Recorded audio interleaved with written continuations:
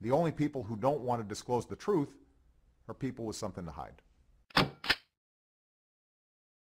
That kind of leads us into the case that I really wanted to talk about tonight, that now that you're no longer on the bench, you were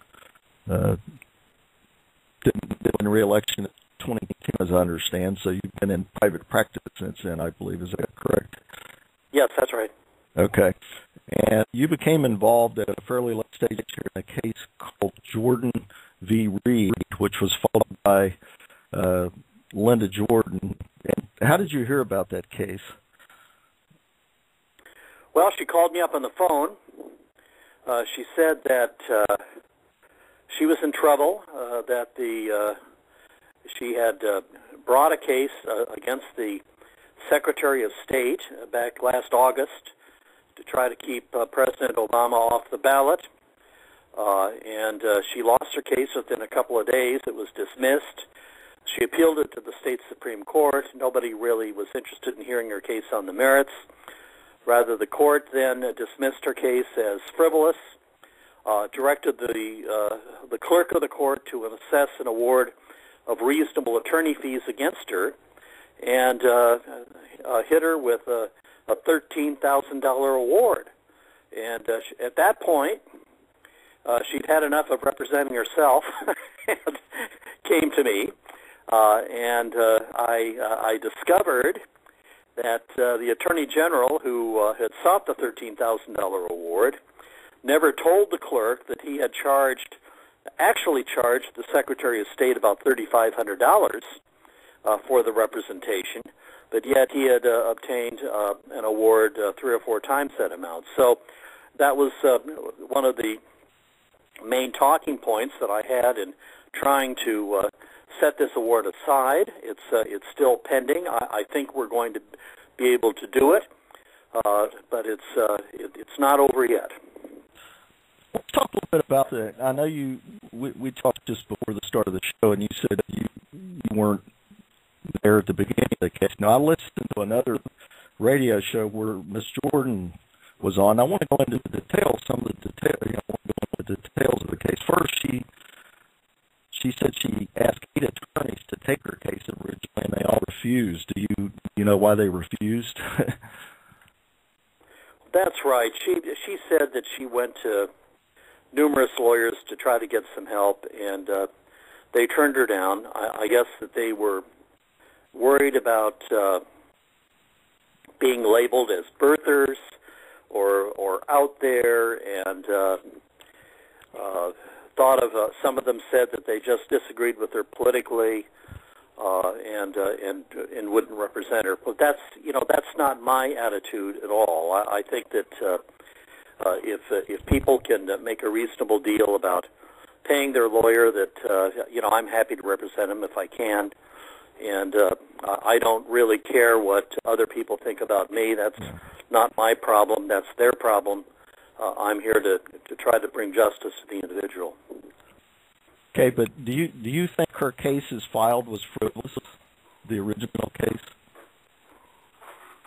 Well, the reason she lost is that the Secretary of State took the position that he had gotten a certification from the National Democratic Committee that Barack Obama and Joe Biden were the nominee for president and vice president, and the Secretary of State took the position that under the laws of the state of Washington, that's all he needs to know, and that it's not his prerogative to go beyond or behind that certification to determine whether or not the candidate is actually eligible to run. So, I don't know whether he's right about that or wrong about that, but that's the position that he took. So I think that these cases have usually been losers in the end, and there were a couple on the East Coast where the court fined not only the litigant but the lawyer like $20,000 for bringing the case. So I think we have to be pretty careful about this and make sure that the claim has an ability to get relief on the theory that you bring the claim. So, I don't know what that theory would be, but apparently the Superior Court in this state, as well as the state Supreme Court, thought that there was no way that a claim such as the one that she brought could obtain relief even if she was correct. Well, here, apparently the judge was persuaded by the Attorney General's argument because he said, I'm persuaded by every defense raised by the Secretary of State.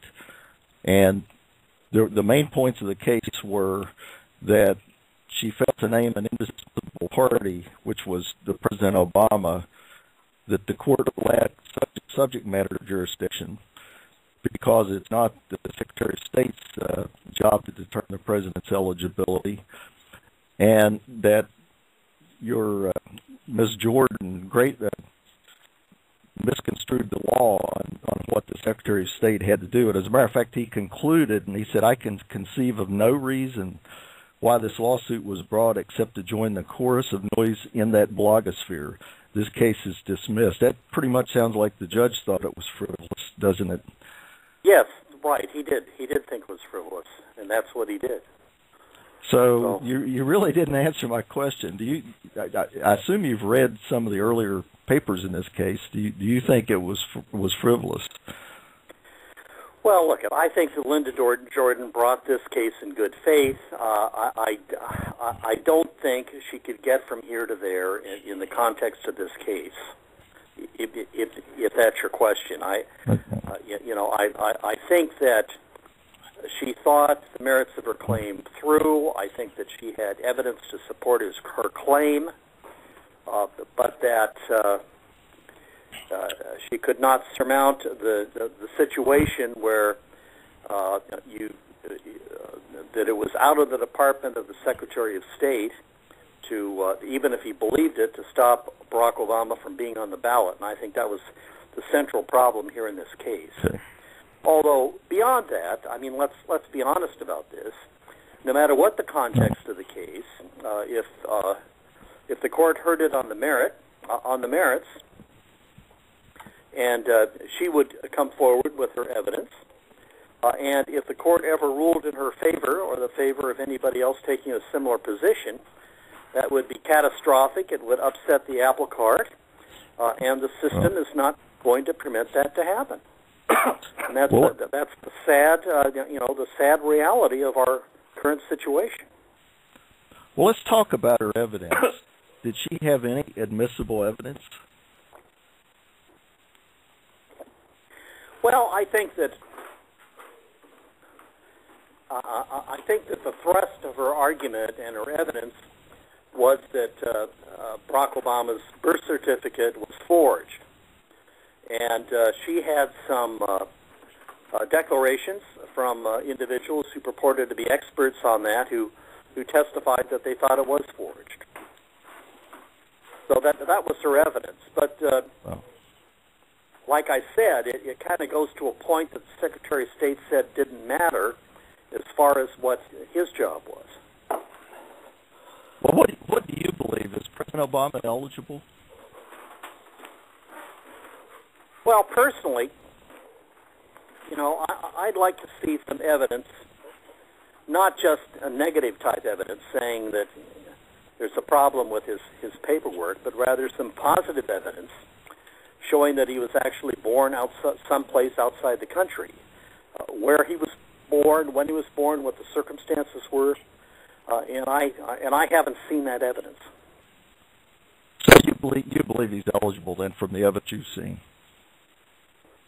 Well, I think that the people that believe he's ineligible have a ways to go to prove their case, because you can't just prove a positive by demonstrating a negative. And that's now I know that there are individuals listening to your program who haven't answered all of this, and maybe they do. I mean, maybe they're right. I'm not an expert on this, but in this regard, I'm a layman, and that would be my question. How do we prove where he was actually born? Well, I think it's pretty easy. He produced 2 birth certificates, that were valid. The short sworn birth certificate that the Berths made such a hick-hack over is a perfectly legitimate birth certificate. If a sealed birth certificate were presented before your court with no evidence to the contrary, and with a letter and a verification from the state saying it is valid, wouldn't you tend to accept it as valid? Sure. Okay, we're all in agreement there. This is not a birth. In case you haven't figured out, this is not a birther radio show, and we actually believe in the full faith and credit clause in the Constitution. There's a reason it's there. So good. So you've seen no evidence at all that he wasn't born in Hawaii. And while we're talking about that, we'll get back to the case in a minute. Let's accept as a fact that he was born in Hawaii, because I think most reasonable people would conclude that. Don't you agree?